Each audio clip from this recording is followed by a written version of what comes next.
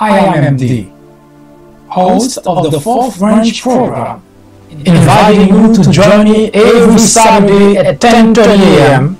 and every weekday at 2 p.m.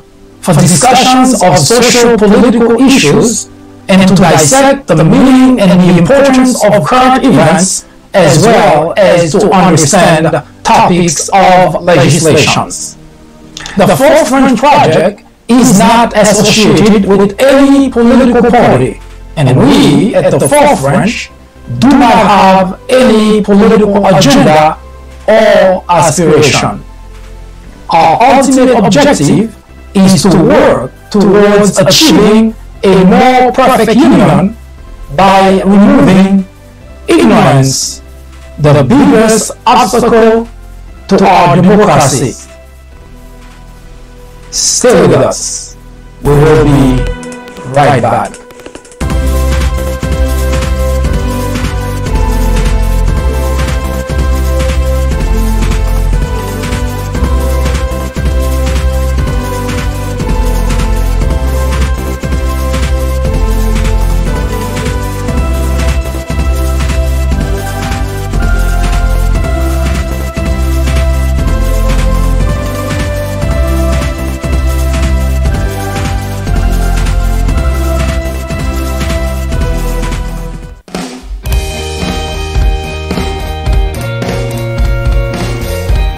Welcome to the Fourth Branch program.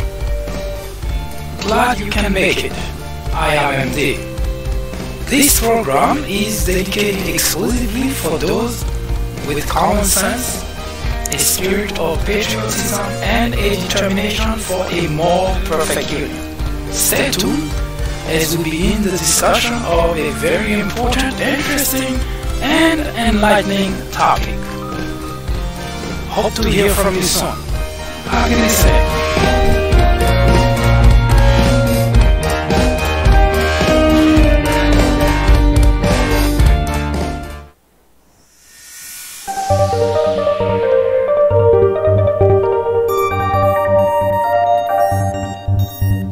Good morning, everyone. I am MD, and this is the Fourth Branch program. Welcome. Today we have a very special program for you where we will be talking exclusively about race relations in America. Of course, for the past few weeks, this is the topic that has been pretty much at the top of our priorities. Today, we will continue the conversation, but we are at a point in the race relation discussion in which we are currently looking at the end of slavery. Now, for the past few weeks, we have talked a great deal about slavery, the rebellions. And the last individual we talked about was John Brown, who happens to be a white man who was disgusted by the practice of slavery, who took it upon himself to fight against the pro-slavery groups, including the government. Just like the blacks before him, he suffered the exact same fate. He was executed. Now, that happened to John Brown in 1859, just 2 years prior to what was going to be, in the history of the United States, the darkest moment in the history. This is when the Civil War started. Now, you've all heard about slavery, I'm sure. Well, it was a time in the history of the country that wasn't supposed to happen. It was a dark moment in history. Every time that this particular topic emerges, there is always a sign of, well, for those, of course, who are decent human beings, that should have never happened. Unfortunately, as we have been reading about, we have been witnessing, and blacks in particular have been victimized by the very problem that still exists in America. Yes, of course, there is no such thing of slavery. and there is no more sign that says no Negroes allowed. But the predicament that blacks are in are, in all fairness, not as pleasant as it was during slavery. Now, in order to understand that, we have to resort to one of the most used expression here in America: racism, discrimination. Now, in the midst of the 21st century, you would think that this is something that no longer, at least it would be something on the fringe, just individual, the groups such as the white nationalists, the white supremacists, the KKK, would be the only individuals that the country should be concerned about. And yet, as you may have heard a couple of days ago, a governor in Virginia was outed by just promoting what he has always been. Now, of course, he came out in strong terms defending himself for having done something in his past. Someone who was graduating in medicine to become a doctor in 1984, posing with two individuals, as a matter of fact. One was he, the governor, posing with a blackface, and the other one with a Ku Klux Klan hat. Now, this is, unfortunately, this is one of those things that you don't know how to explain it.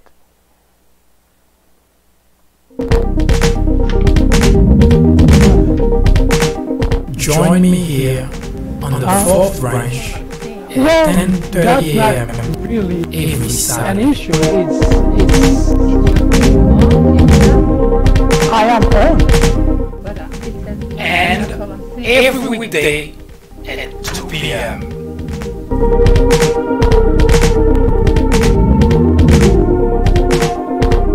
This is the fourth branch. Common sense in a world of chaos.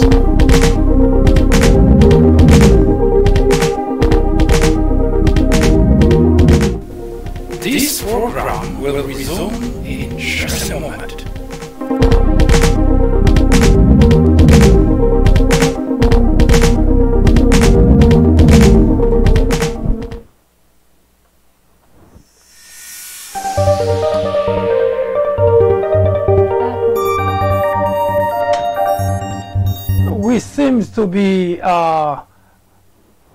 We seems to be going through some technical difficulty. We are trying to resolve this issue. In the meantime, please stay with us because the discussion that we have today is extremely important. So don't go anywhere. We'll be right back. Hi, I am MD, host of the Fourth Branch program. War on Blacks is a new topic added to the Fourth Branch programming in order to discuss the intricacies, the complexities of race relations in America. The goal is threefold. One, to bring attention to the various forms of prejudice, discriminations, and racism in the country.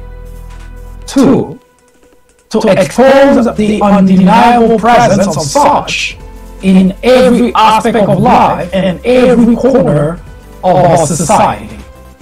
Three, to extricate us all from the ignorance, the indifference, or the complicity. The ultimate objective is to make the discussions of those issues, racism, prejudice, discrimination, a normal part of our lives. Then, and only then, will we, as a society, be able to eradicate the problem. Martin Luther King Jr. said, "Nothing in all the world is more dangerous than sincere ignorance and conscientious stupidity. Abraham Joshua Shaw exclaimed, "Racism is man's gravest threat to man, the maximum of hatred for the minimum of reason." Join me in the journey to restore equality. Or would you please get out of the way? Thank you.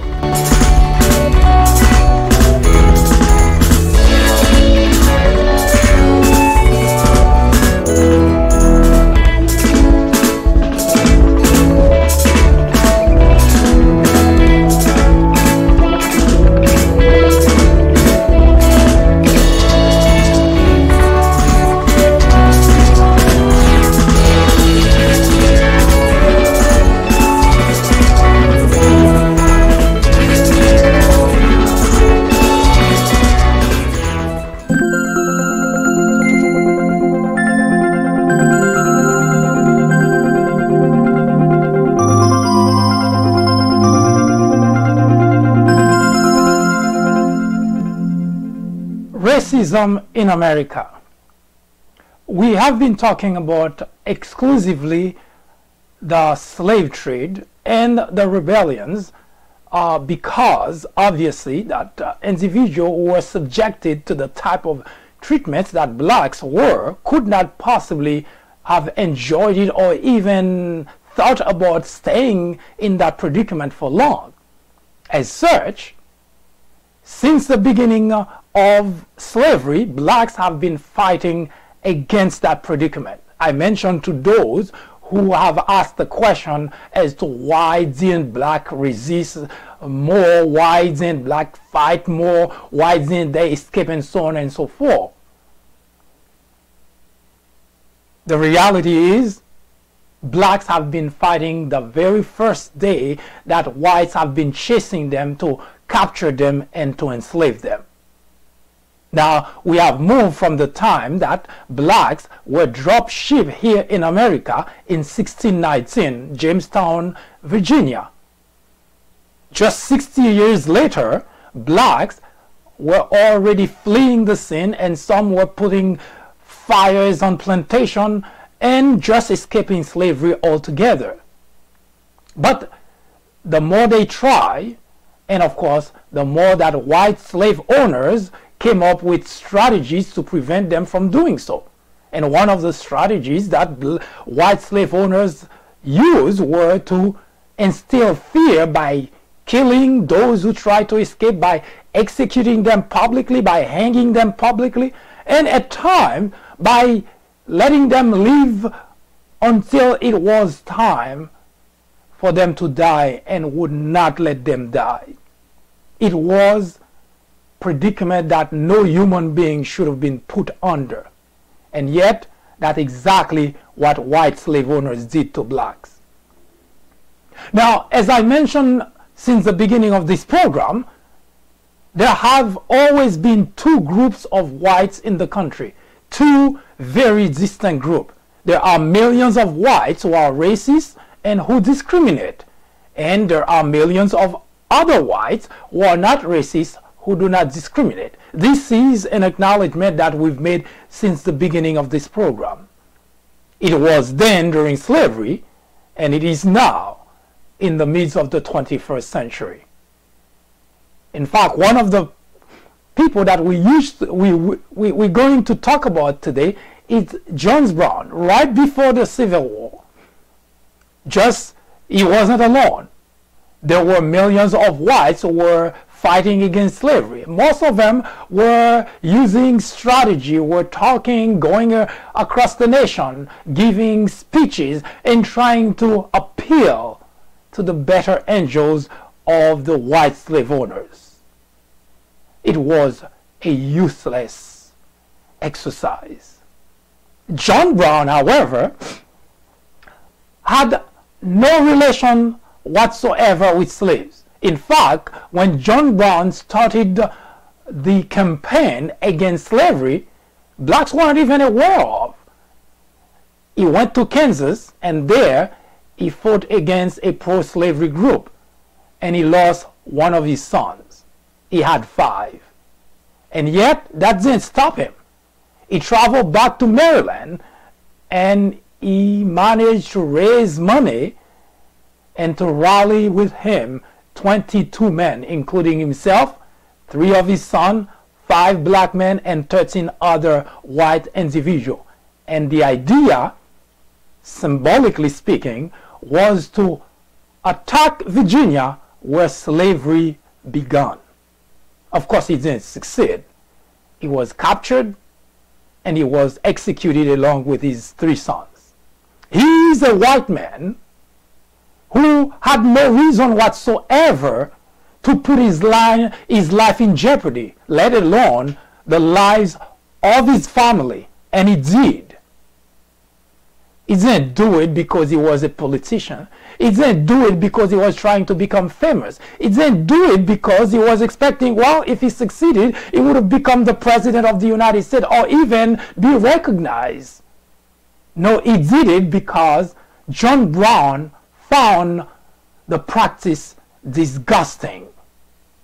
And yet the white slave owners, the very individual who claimed to be Christian, the very individual who every Sunday went to church with their families, were those same individuals who subjected blacks to treatment that today they would have gone to jail for good. And this is what going to provoke what today we know of as the Civil War. Now, I'm going to introduce you to 3 very important people.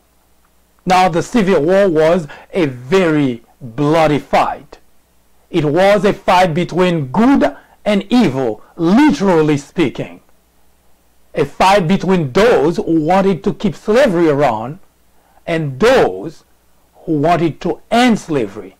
As you can see by the fight that John Brown started, he was among those people. But unfortunately, he was well aware of his time.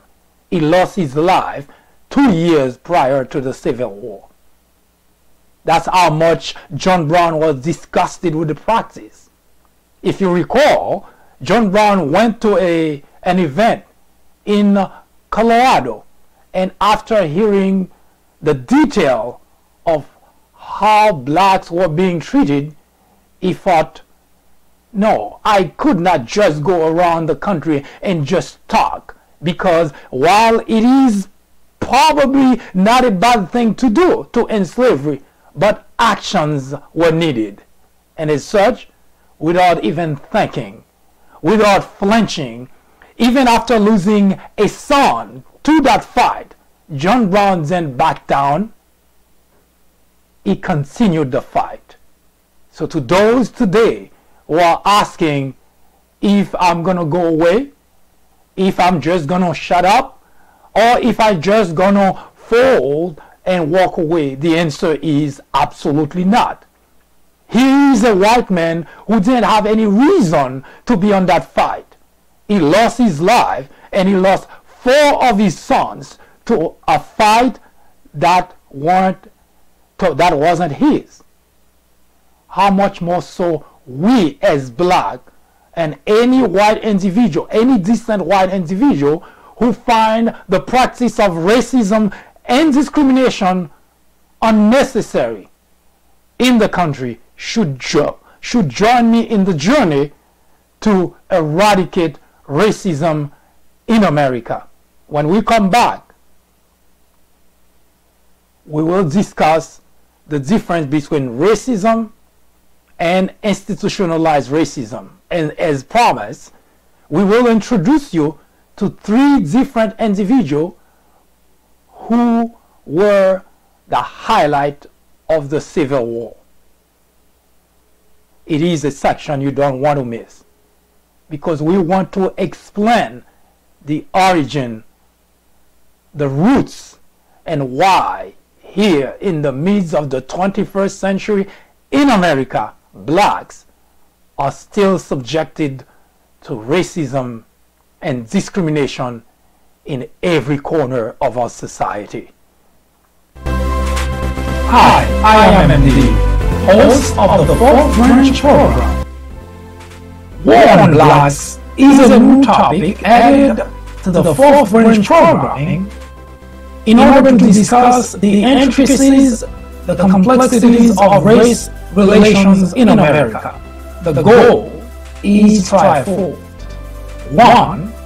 To bring attention to the various forms of prejudice, discriminations, and racism in the country. 2.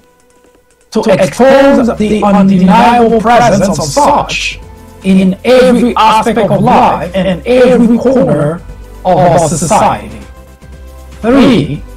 To extricate us all from the ignorance, the indifference, or the complicity.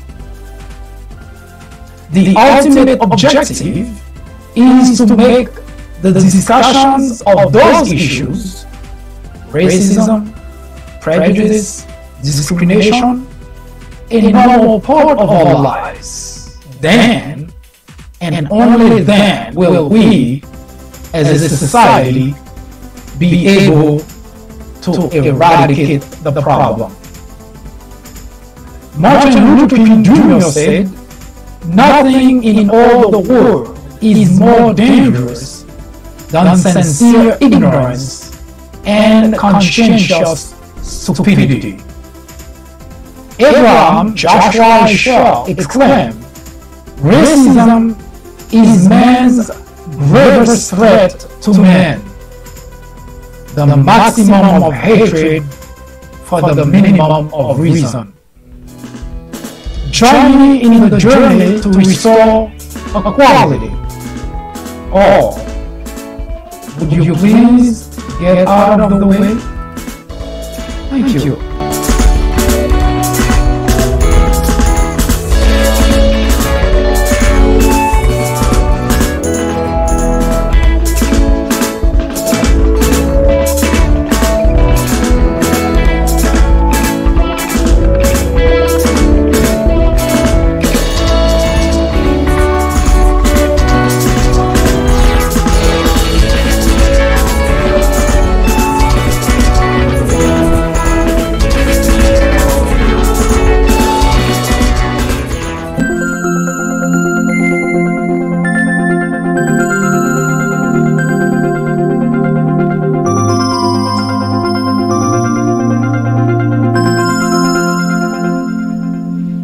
There are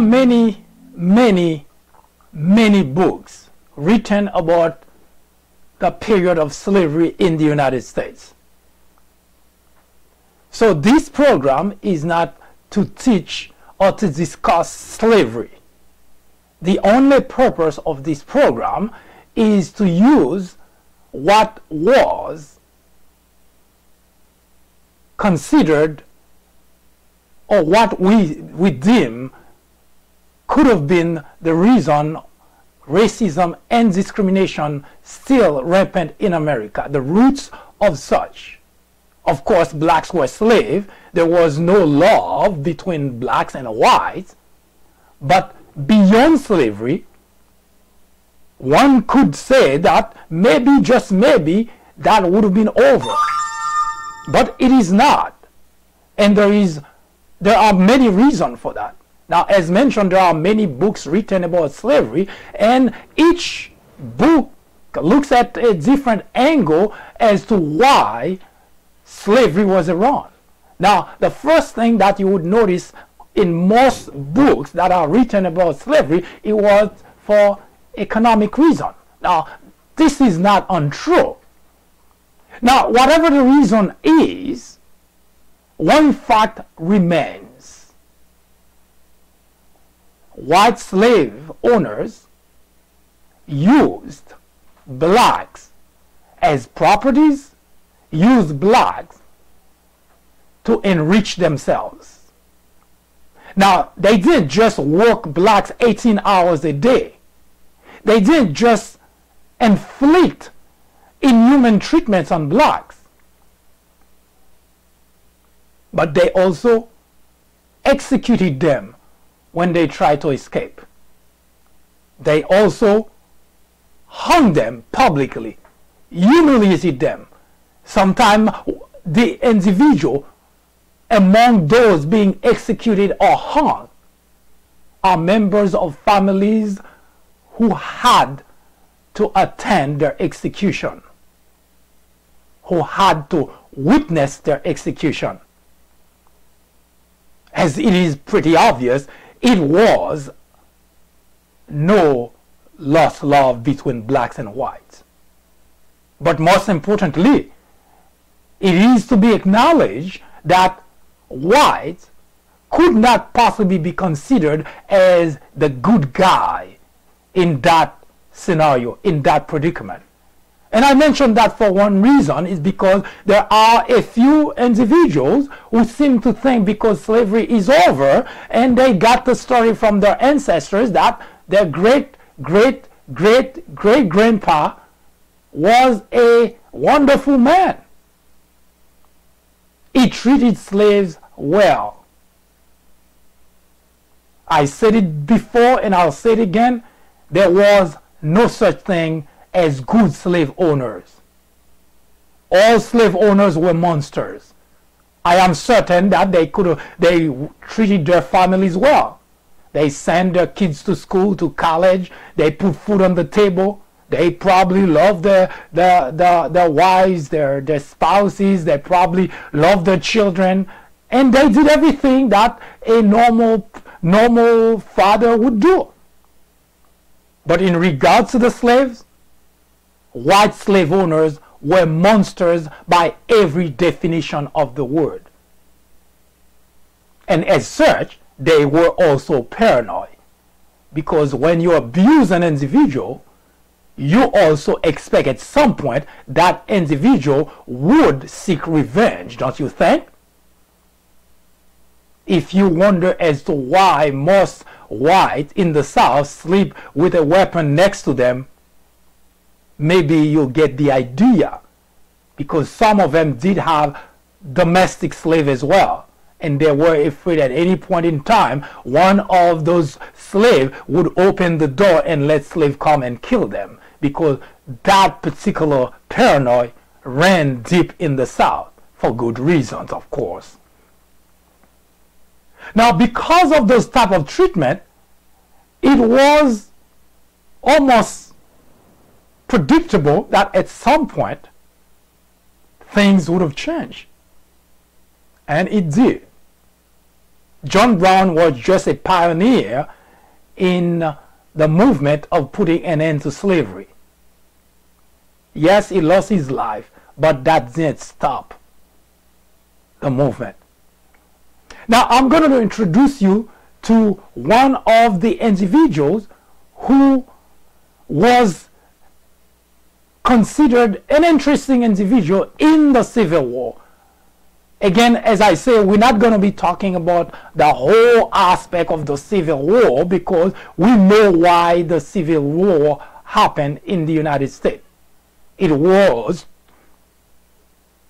pretty obvious. White slave owners wanted to keep slavery around.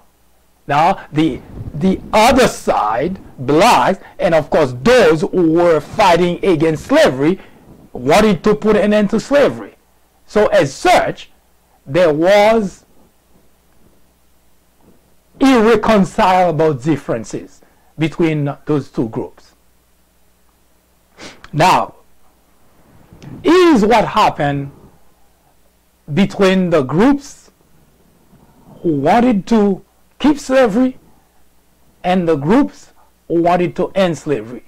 The map you're looking at is actually the map that existed during the Civil War.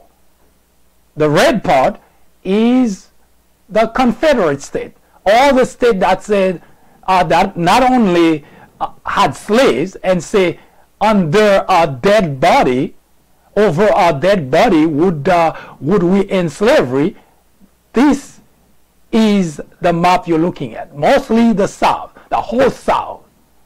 Now the pink as part of the map are state that had slaves that allowed slavery, but they were also part of the Union. In other words, they were kind of wishy-washy type of states. They were okay with slavery, but they would not mind ending slavery. They would not mind slaves. They weren't inflicting on slaves the same type of treatment that white slave owners were inflicted on slaves in the South. So those states were kind of undecided, if you like. Now the rest of the country were pretty much okay with the idea of no slavery.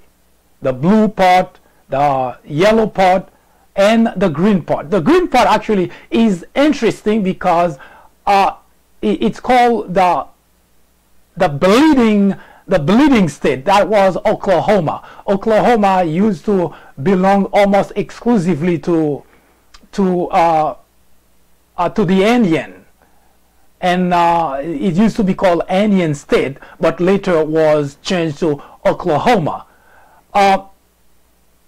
Now, as you can see in this particular map, the country was divided, not the way it is divided today in political party where you have one side that's Democrat, one side that's Republicans, but it was divided between pro-slavery and anti-slavery. And as such, the line for the fight for the Civil War was drawn. Now, I mentioned that we wish to talk about three interesting individuals. One is this guy, Robert Lee. The reason we're going to mention Robert Lee is because there is something interesting about him. He was a soldier. He was a general. He was a commander of the army in Northern Virginia. So there is nothing really special about him because he wasn't the only commander of army during that time. But two things about Robert Lee that's worth mentioning.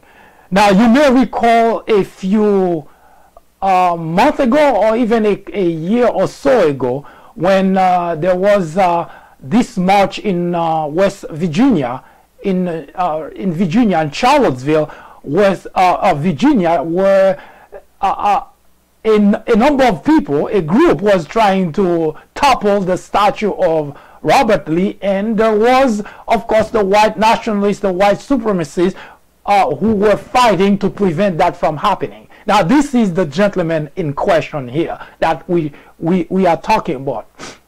Now, he served in the armed forces, the United States Army, for 32 years.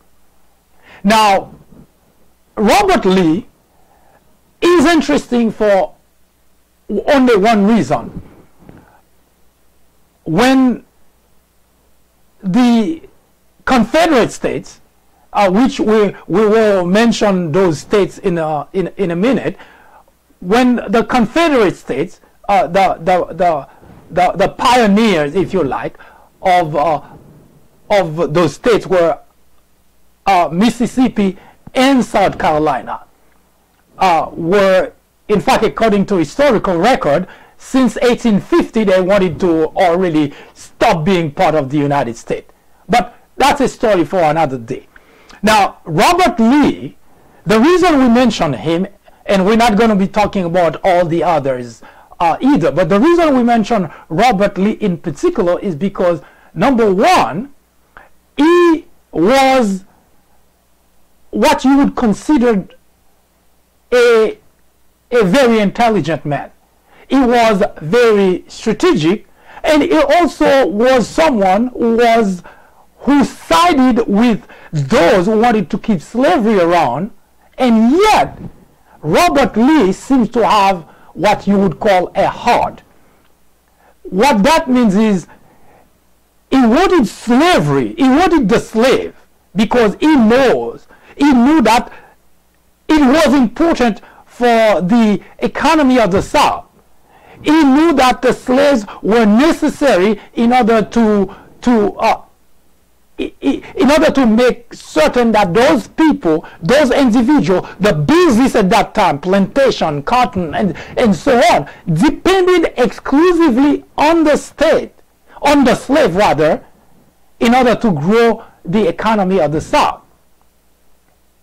Now, this is not to excuse the fact that slavery was wrong. This is not to excuse the fact that the white slave owners, what they were doing, enslaving individuals, was okay.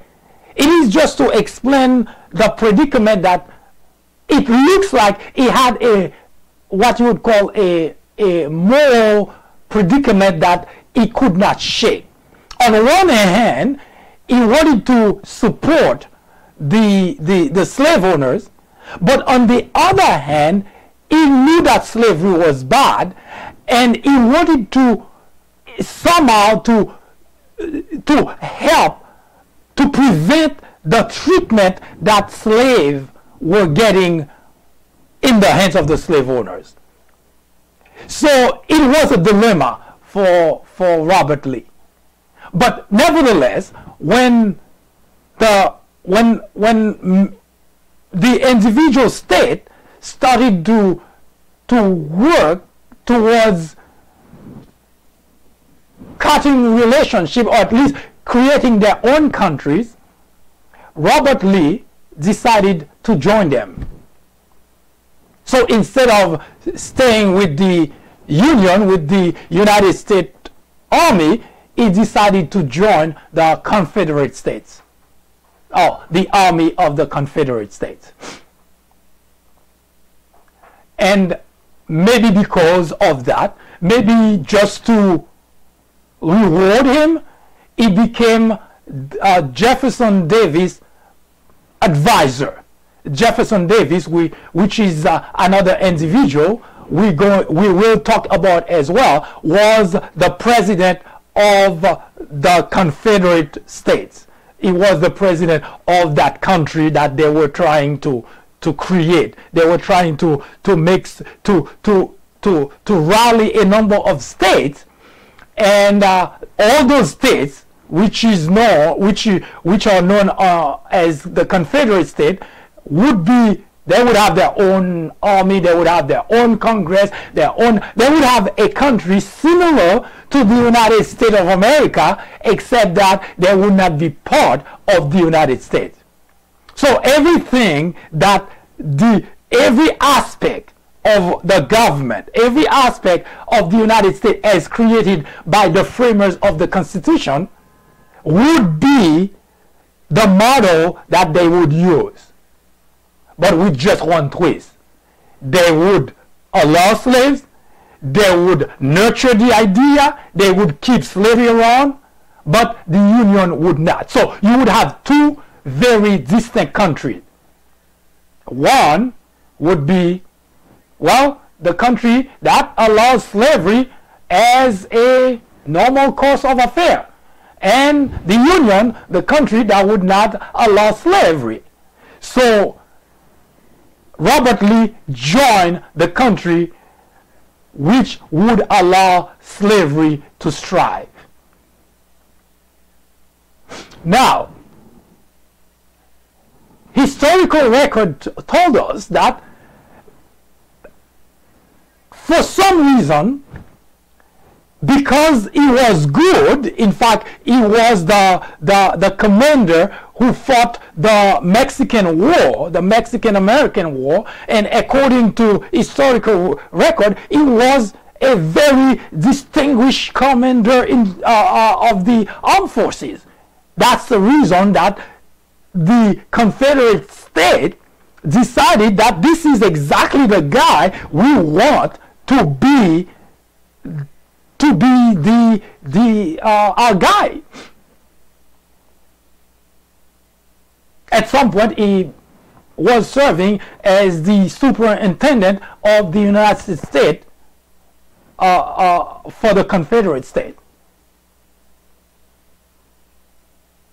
Now, the reason that maybe, just maybe, it's worth taking a second look at Robert Lee and try to understand whether he would have become a different person had he lived long enough to realize that what he did was actually wrong, because, as I mentioned earlier, he seemed to be an individual who had a heart, because during the fight, it seems that his dilemma could have been the reason that he lost the fight against the Union, because it was already acknowledged that he was a very strategic individual. He was very good at fighting, at strategizing. And yet, for some reason, despite many victories that he had over the Union, and victory that, according to historical record, that he shouldn't have had, because they considered the Union being better equipped, even better trained, and yet Robert Lee managed to take his troop to victory. Of course, not all the way, obviously, because at some point during the fight, he lost and he had to surrender.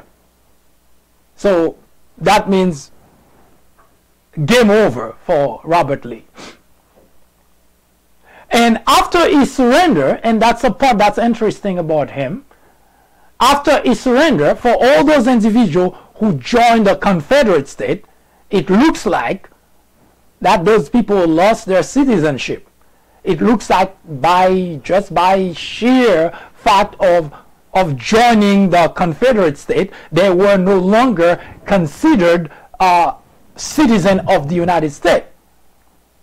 But after Robert Lee defeat, according to historical record, he applied to get his citizenship back, and he even made apologies for what he had done.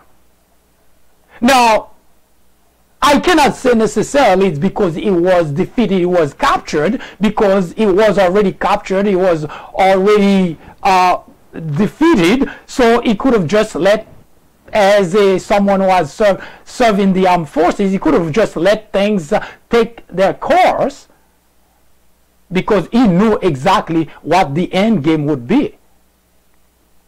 But even as a commander of the armed forces, he had a dilemma, and the dilemma was, should he have fought against the Union? Because his heart seemed to be to have been in the right place, because all the time he was fighting, he seemed to have been mulling the idea that maybe, just maybe, he was on the wrong side of history. Although he switched allegiance to the Confederacy, but Robert Lee lived a life that he must have regretted to have fought on the side of the Confederate States. He not only made apologies for what he had done, tens of thousands of people he had killed during the war, but he also applied to get his citizenship back. Now, it so happened that it looks like that even today, some may have recognized the fact that he was a different person, because in the midst of the 20th century, I believe that a governor of Virginia did approve, of course, posthumously, of the Robert Lee application for citizenship. So in other words, his application was approved way after his death. So there is, and that's the interesting part about Robert Lee, and that's the only reason we mention him, because there were many other commanders in the Confederate States who helped to fight that fight against the Union, but Robert Lee was a very different individual. As such, we thought it was worth mentioning that fact about the Civil War, which you'll find out cost the lives of hundreds of thousands of people on both sides. Hi, I am MD, host of the Fourth Branch program. War on Blacks is a new topic added to the Fourth Branch programming in order to discuss the intricacies, the complexities of race relations in America. The goal is threefold. 1. To bring attention to the various forms of prejudice, discriminations, and racism in the country. 2. To expose the undeniable presence of such in every aspect of life and every corner of our society. 3. To extricate us all from the ignorance, the indifference, or the complicity. The ultimate objective is to make the discussions of those issues, racism, prejudice, discrimination, a normal part of our lives. Then, and only then, will we, as a society, be able to eradicate the problem. Martin Luther King Jr. said, "Nothing in all the world is more dangerous than sincere ignorance and conscientious stupidity." Abraham Joshua Heschel exclaimed, "Racism is man's gravest threat to man, the maximum of hatred for the minimum of reason." Join me in the journey to restore equality. Or would you please get out of the way? Thank you.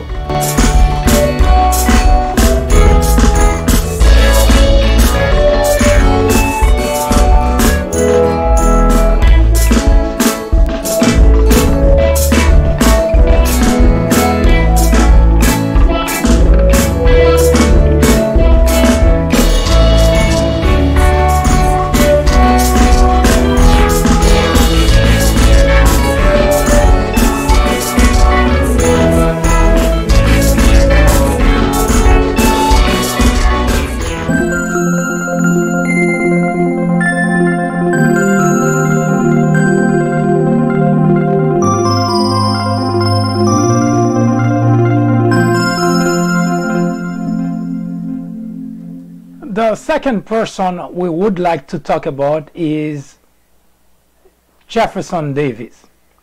Now, Jefferson Davis, the reason we would like to talk about him is because he was the president of the Confederate States. So in other words, if the effort to divide the country, the United States, into two countries, Confederate States and the Union, then you would have Jefferson Davis as the first president of the Confederate States, that other country, whatever they would have called it. I believe either the Confederate States of America or whatever else that they would choose to call that particular country. So Jefferson Davis was the first and only, I might add, president of the Confederate state. Now, he was prior to that a senator, and of course, you may recall that during the Civil War, what we call today the Republican Party was the Democratic Party.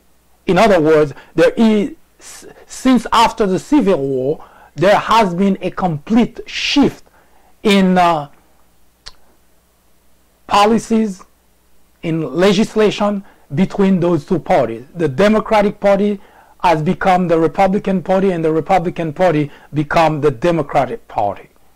So when we're talking about the Civil War, so if I mention the Democratic Party, that's what I'm referring to, not the current, not the actual Democratic Party, because those are two very different parties when in terms of time. Now, Jefferson was a senator of the Democratic Party then.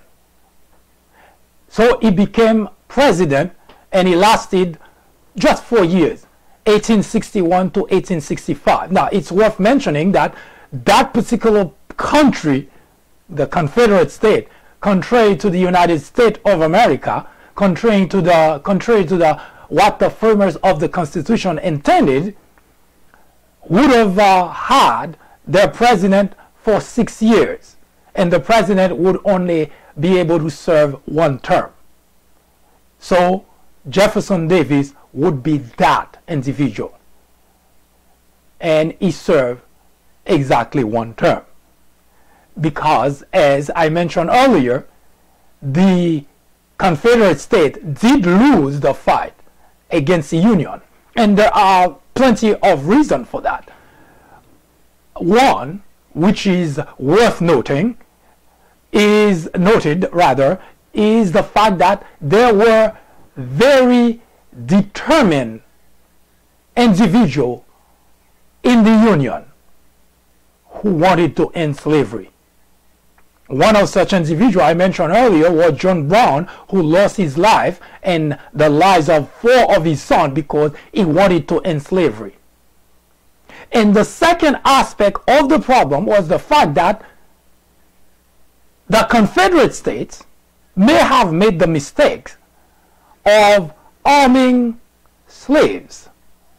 Yes, because they were short in men. They didn't have as many people, as many individuals to fight the war as the Union did. Remember, they were trying to break away from the United States of America.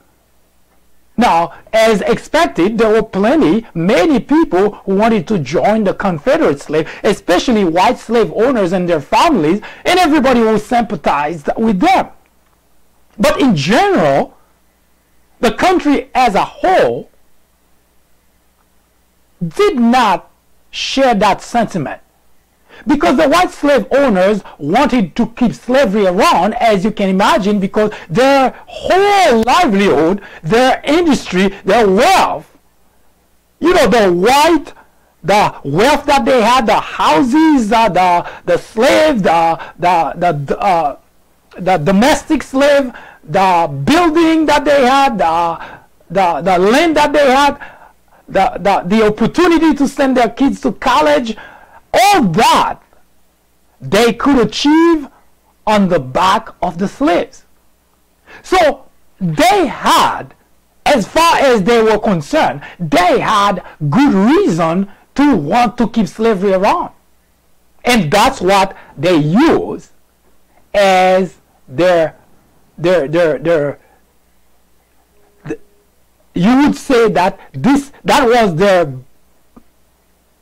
Bible, the Bible that they relied on to get everybody who would be affected by the end of slavery to join their team.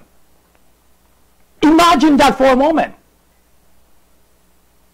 Young men who went to college, to Yale, to Harvard, imagine They having great time, they get good employment, and they making money. They have their own house, their own car, and all that on the back of the blacks. And all of a sudden, in fact, one aspect of the story that I would mention on the third person, remember I mentioned we have three very important people to talk about. The first one was Robert Lee. Now this individual, the only reason we're talking about Jefferson Davis, it's not that he was that important, it's because he was the first and only president of the Confederate state. And the third person would be the main actor, the main and most important actor of all would be Abraham Lincoln. Now, Jefferson Davis, I don't know what was the process, the sorting process, but because he was already a politician, he was already a senator, maybe he propped himself as being the individual who can take the Confederate state to that promised land, which is to create a new country, because obviously he was very very versed in the Constitution. He was a senator. So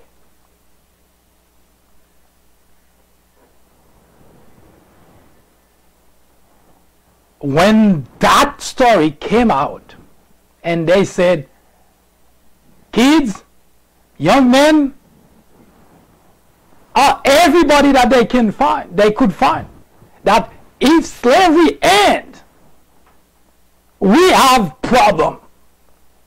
We won't be able to go to the movies anymore. We won't be able to go to the theaters anymore. We won't be able to pay our mortgages anymore. We won't be able to buy cars. We won't be able to do this, that, and the other, because everything was on the back of the slaves.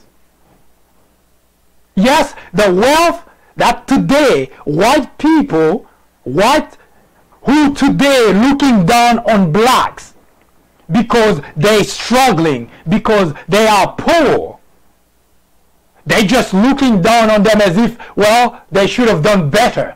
They put blacks in that predicament. They torture, they humiliated, they executed blacks. And during the Civil War, they tried to use blacks to fight to keep slavery. Of course, needless to mention that there were a lot of those individuals who said, do you think it's a good idea to give blacks weapons? Now, for good reason, they asked the question. I would have too, because when you think about it, the same people that you have been torturing, now among those people, you have some of those individuals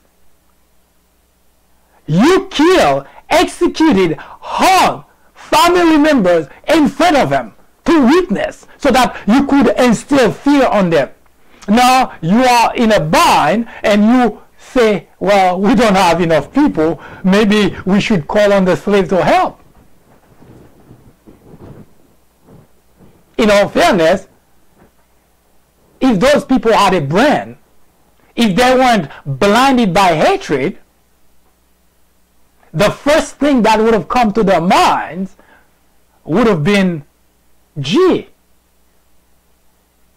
we are calling on the people that we've been mistreating, we've been killing, we've been humiliating, to help us against another side. And we still have that up to today. The same individual, their descendant, they still act the exact same way here when they practicing racism and discrimination. They just completely blinded by hatred. At no point that any one of them decide, gosh, what are we doing? Not only they spend centuries killing, humiliating, mistreating blacks, But it get to that point, and there were many signs, many precursors that should have opened their eyes, their mind, that should have, the light bulb should have gone off a long time ago, because slaves have tried to escape. They burned plantation. They even went and used strategy of killing their masters. But at no point that white slave owners wake up and say, gosh, what are we doing? And what even worse is the fact that when those people went to church, what exactly did they go to church for? What exactly did the pastor, the preach, what did they preach them? What did they say to those individuals? It is mind-boggling to me every time that I think about that predicament, to try to understand the mindset of millions of individuals, millions of people. It's almost like it's what we would call mass illusion. Millions of people mistreating millions of others, enslaving, killing, executing, and yet at no point a single one of them stop and say, guys, enough is enough. We're not supposed to do that to begin with. No, nobody had that idea. Instead, they say, the hell with the rest of the United States. Let's just open our own country where slavery becomes the law of the land. How sweet.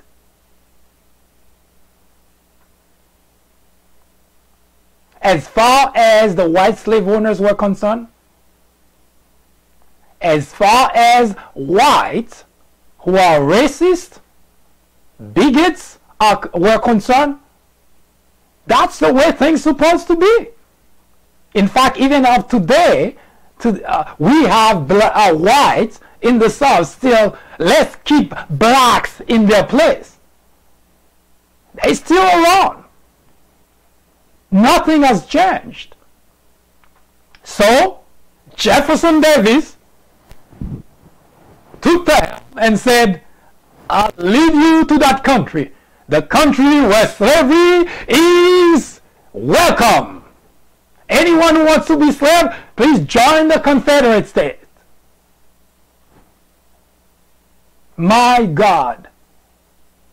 So when we talk about slavery, we like to gloss over the idea that, well, it was a dark moment in history. Well, that dark moment in history cannot just be glossed over because of the reason that I've been giving. That we could have moved on. But the problem is, blacks still live, still under the same system, the same structure of government set beyond slavery. Blacks still live under that system. So how could we move on and forget about slavery? It's impossible. Remember I mentioned to you, if you download a job application from the website, or you go to a place and get a job application, you'll see at the bottom in fine print, we are an EEOO company, meaning Equal Employment Opportunity Organization, which is a laughable thing to put at the bottom of an application, because if that were to be the case, we wouldn't be talking about racism and discrimination across the board. Racism, discrimination are not just in the South anymore. Because of migration, because of movement of people across the country, now it's impossible to meet a white individual and think that that person is racist, or not know, or know that that person is racist or not. It's impossible. In the past, it used to be easier because it was, well, mostly the South. So we could pinpoint where the problem was. Today we cannot. And no, we blacks cannot move on because the problem established since and beyond slavery still exists. We still living under the same structure, the same system that was set by whites only because there couldn't be any blacks because they were slaves. But there was a structure set in place, put in place. That structure still here today. So Jefferson Davis is your man. He decided, I'll take you there. I'll make sure that in our country, slavery is allowed and you don't have to worry about anybody coming and tell you otherwise. And that was Jefferson Davis.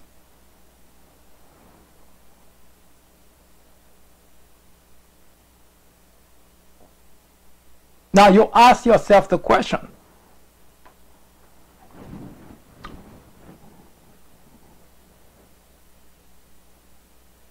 he was a senator, not a stupid man.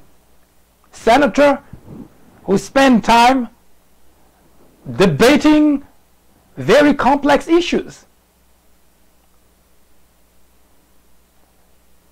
So when we talk about leaders in this country, and that's unfortunate what we have today here in America in 21st century. Unfortunately, when we talk about leaders, maybe there is a misunderstanding what a leader is supposed to be.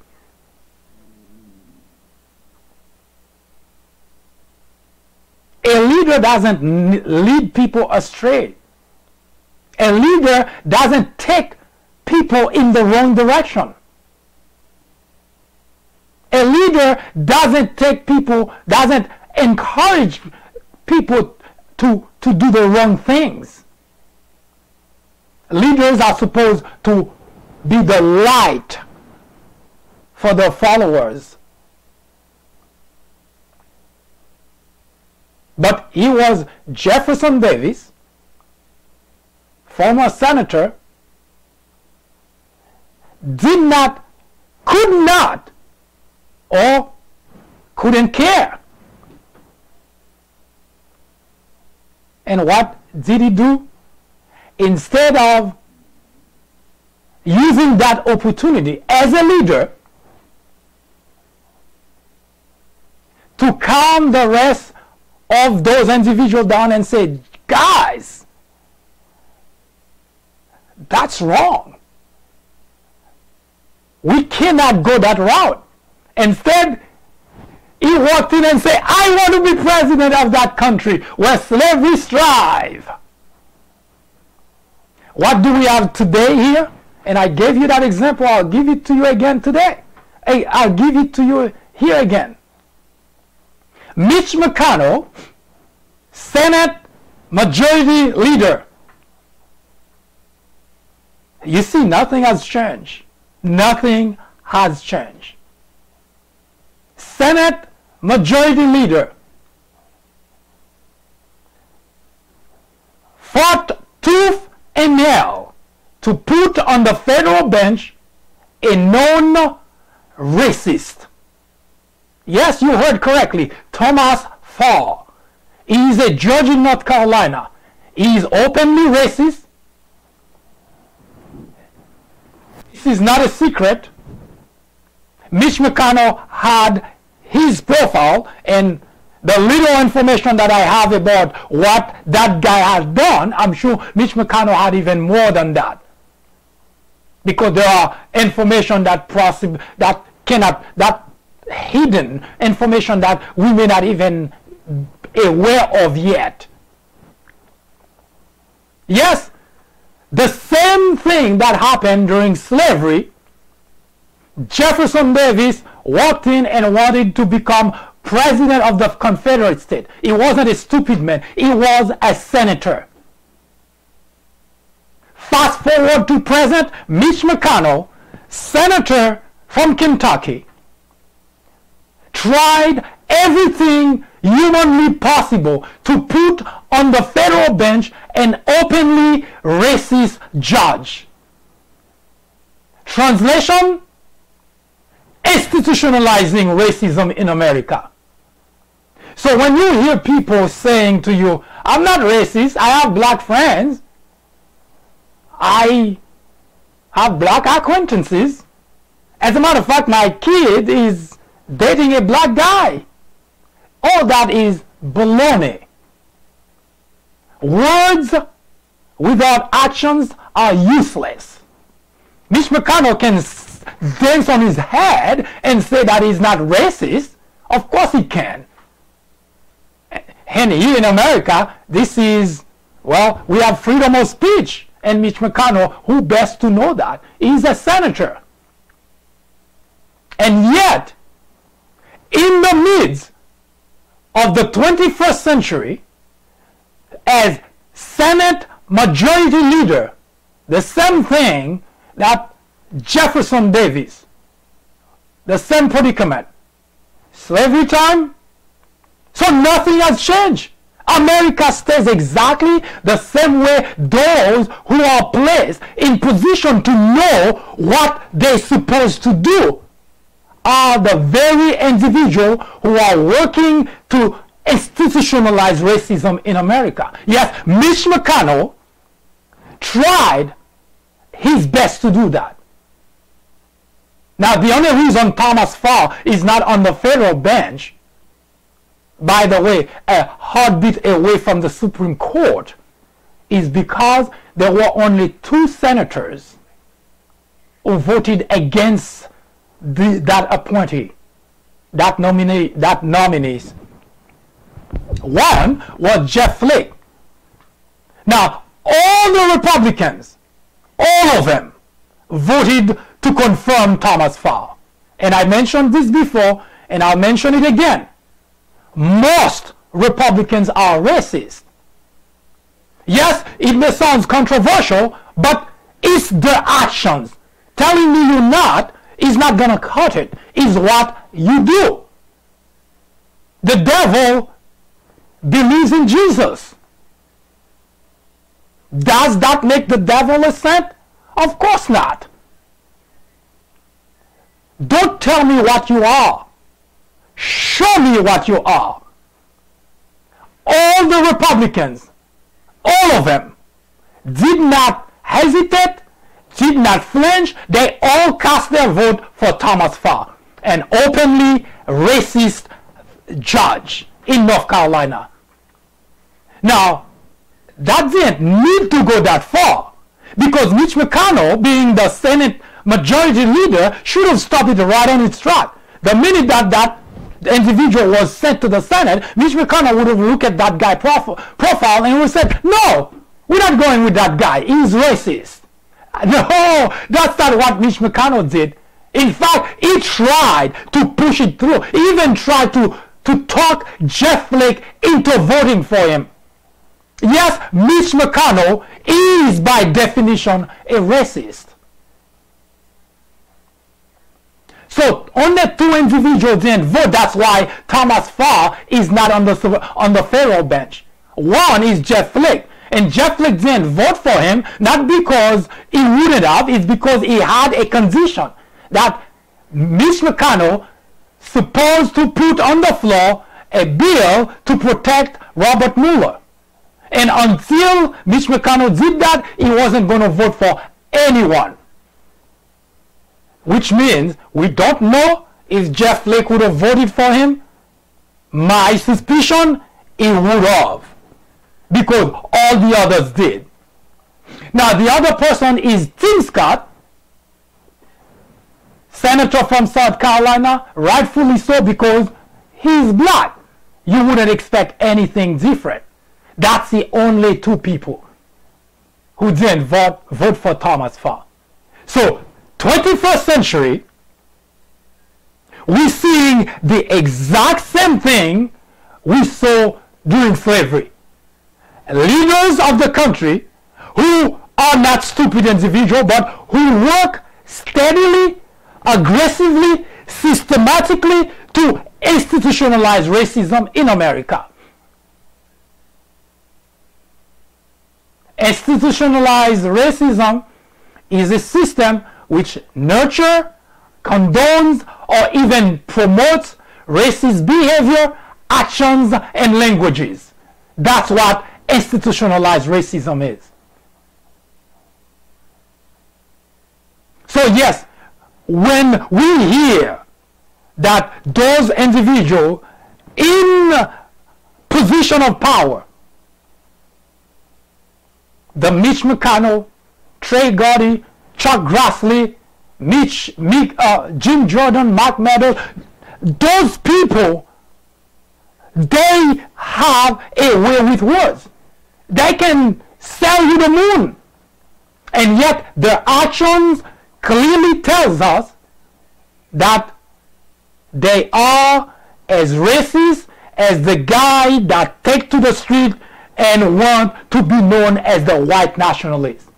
The only difference is you're not going to see Mitch McConnell on the street with those individuals, but his actions actually are worse than those individuals. As I mentioned before, I would prefer to deal with the white nationalists. At least I know where they stand. But when you have individuals who are in position and work to institutionalize racism, this is the problem that we blacks and any decent white individual should be concerned about.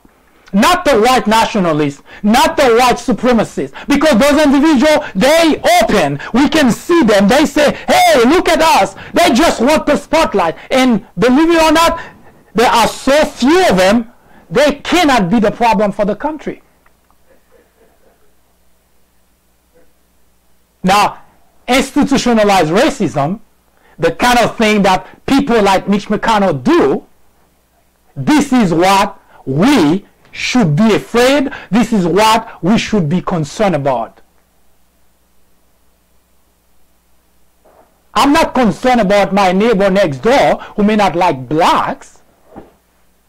I'm not concerned about the individual I meet on the street who may not like blacks. I'm not concerned about the individual I meet at the workplace, the train station, the supermarket. No matter where I go, it doesn't impact me, it doesn't affect me, it doesn't do anything to me.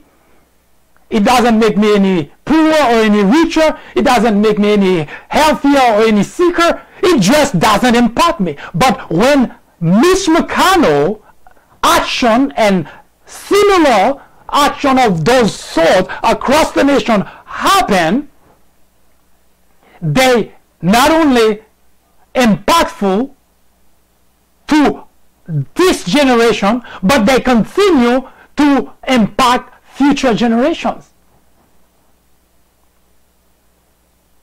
Because when you place on the federal bench an openly racist individual heartbeat away from the Supreme Court, in case you don't know, Dred Scott was a slave.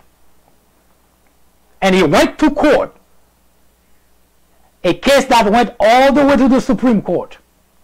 And you know what the Supreme Court ruled? That he did not have any right to be free. Yes, those individuals we put on the Supreme Court, they can shape the lives of groups of individuals. Blacks are no stranger to that problem. Yes, we had individual people who are supposed to be smart people, who are supposed to be intelligent people. They're the one shaping our country to continue the institutionalization of racism. And Mitch McConnell, he has contributed greatly to it. Now, I use Mitch McConnell because he's the Senate Majority Leader, but he's not alone. As I mentioned earlier, all the senators, all the Republican senators voted for Thomas Farr. So the problem that we have in the United States of America is not the white nationalists, It's not the white supremacists. It's institutionalized racism. It is a system which nurtures, condones, or even promotes racist behavior, actions, and languages. Putting a racist on the federal bench is condones, nurtures, and promotes racism. Yes, that's what institutionalized racism is. Any individual who is in a position and promotes those things cannot come and say, I'm not racist. Because if your actions are to condone, nurture, and promote, you are as much racist as the next guy. And that's supposed to be of grave concern to all individuals who are decent individuals and to all blacks in the United States of America. Because institutionalized racism is not going to go away by itself. Slavery ended in 1865.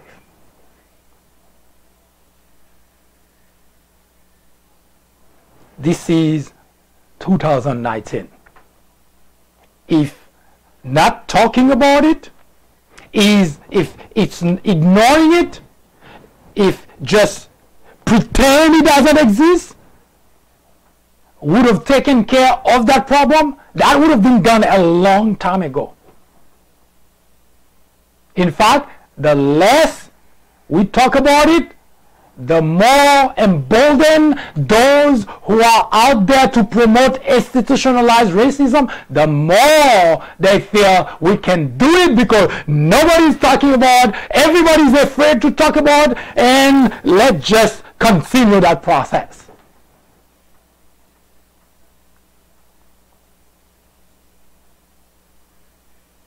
Mitch McConnell is no different than Jefferson Davis. It so happened he lives in a different era, but his actions pretty much the same. Jefferson Davis wanted to keep slavery around, so creating a whole new country to allow that, fantastic. Mitch McConnell wants to keep racism and discrimination around, just promote everybody who is to places where they can enforce those things. Not any different. So when you look at the individual who represent your state, John Roberts says, the way to stop discriminating on the basis of race, simple recipe, is to stop discriminating on the basis of race. A very simple recipe. You don't even have to think about it. That was brilliant. The way to stop discriminating on the basis of race is to stop discriminating on the basis of race. So people like Mitch McConnell, and watch the Republicans in particular, because their actions do not match their words. When it comes to race, watch what they say and watch what they do. Because they have been pushing. It did start happening yesterday. Mitch McConnell is not the first one either. I use him because it is pretty new. It just happened a few months ago. But it's something that's been happening since beyond slavery. It's not new. There has been, especially in the Republican Party, almost a legislation that are passed are almost guaranteed to be detrimental to blacks. Almost guaranteed to be. Laws that are passed guaranteed to be against blacks. No matter where you look. Remember when individual drug consumption was a crime? Thousands of blacks are in jail because they were caught with a small packet of drug, marijuana, whatever it was, and thrown in jail with a criminal record. Just for that. Now, guess what? As it's becoming more and more obvious that whites have been doing that all along, guess what? It's an illness that we have to cure. My God, it is an epidemic that we have to throw money. Billions of dollars are being thrown to help those who are addicted. And now a lot of states are passing laws to say it's no longer a crime. Many thousands of blacks are in jail exclusively for that reason. Destroyed the lives of thousands of young black men. But suddenly there is a revelation that it's an epidemic that we as a country we need to address. Yes, laws, legislation that have been passed in this United States of America have been exclusively detrimental to blacks. And it is not an accident. It is taught methodically and it is implemented systematically by those legislators who cannot claim that they are stupid, but they have a plan. And the plan is to make certain that institutionalized racism lives on. Hi, I am MD, host of the Fourth Branch program. War on Blacks is a new topic added to the Fourth Branch programming in order to discuss the intricacies, the complexities of race relations in America. The goal is threefold. 1. To bring attention to the various forms of prejudice, discriminations, and racism in the country. 2. To expose the undeniable presence of such in every aspect of life and every corner of our society. 3. To extricate us all from the ignorance, the indifference, or the complicity. The ultimate objective is to make the discussions of those issues, racism, prejudice, discrimination, a normal part of our lives. Then, and only then, will we, as a society, be able to eradicate the problem. Martin Luther King Jr. said, "Nothing in all the world is more dangerous than sincere ignorance and conscientious stupidity." Abraham Joshua Heschel exclaimed, "Racism is man's gravest threat to man, the maximum of hatred for the minimum of reason." Join me in the journey to restore equality. Or would you please get out of the way? Thank you.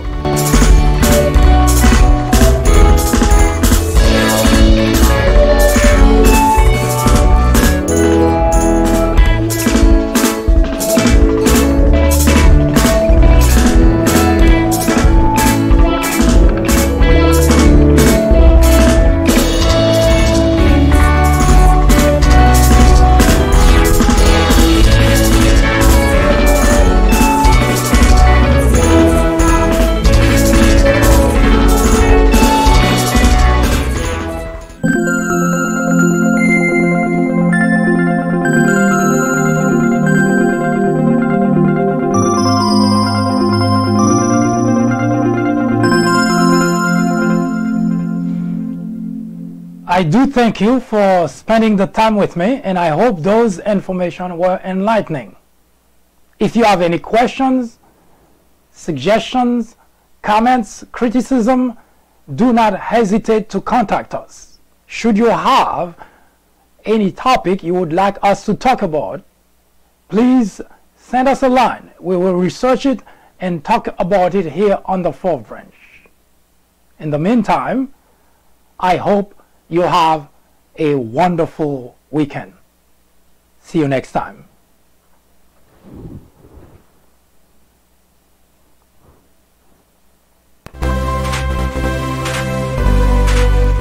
I am MD, host of the Fourth Branch program, inviting you to join me every Saturday at 10:30 a.m. and every weekday at 2 p.m.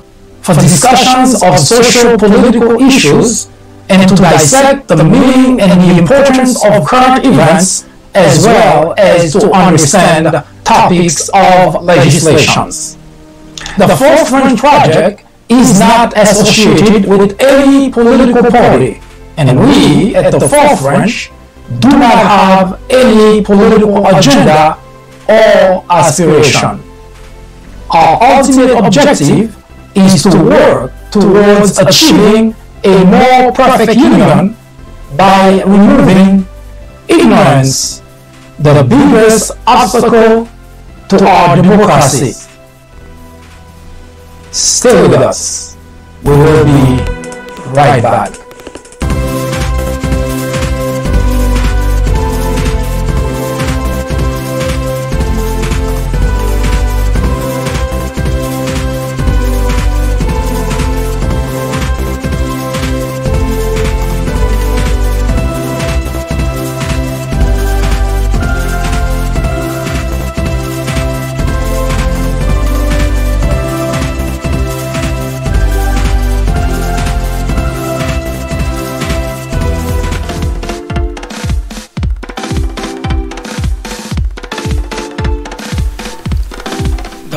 Fourth Branch Podcast is brought to you in collaboration with the People Branch publication, which can be found on the People Branch website, located at peoplebranch.org. That's peoplebranch.org. That's peoplebranch.org website, in which you will find a number of very interesting articles.